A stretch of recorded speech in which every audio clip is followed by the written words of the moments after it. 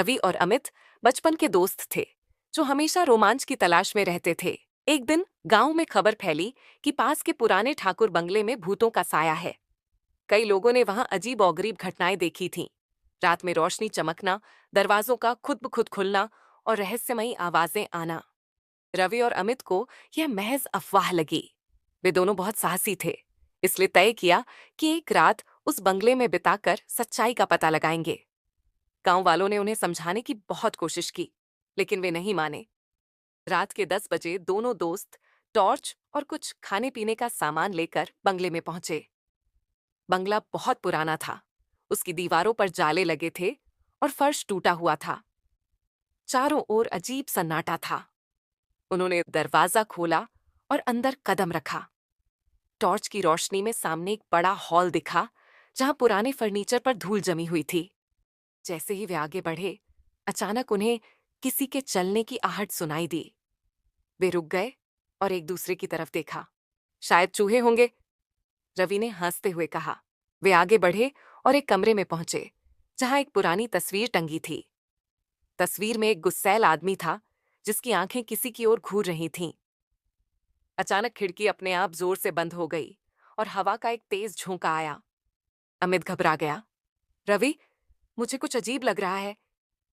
जैसे ही उन्होंने दूसरा कमरा खोला, एक पुरानी अलमारी अपने आप हिलने लगी। अचानक दरवाजे के पीछे से किसी के जोर से हंसने की आवाज आई। दोनों ने तुरंत टॉर्च घुमाई, लेकिन वहां कोई नहीं था। अब उनके रोंगटे खड़े हो चुके थे। रवि भी अब थोड़ा डरने लगा था, लेकिन उसने खुद को शांत रखा। अमित ने कहा, हमें यहां से निकल जाना चाहिए। लेकिन तभी एक तेज चीख सुनाई दी और उनके पास रखी एक कुर्सी खुद ब खुद हिलने लगी। अब दोनों का डर हद पार कर चुका था।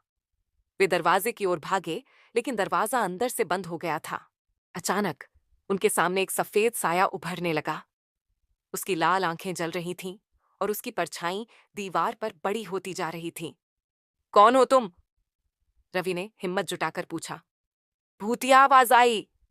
यह मेरा घर है, चले जाओ यहां से। अब दोनों की हिम्मत जवाब देने लगी। वे पूरी ताकत से दरवाजा खोलने लगे।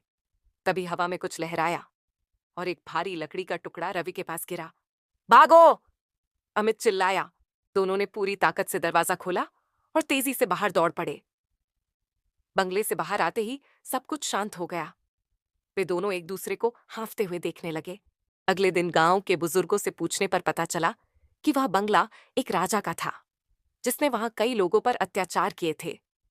उसकी आत्मा आज भी वहीं भटकती थी। उस रात के बाद रवि और अमित ने कभी भी किसी भूतिया जगह पर जाने की हिम्मत नहीं की।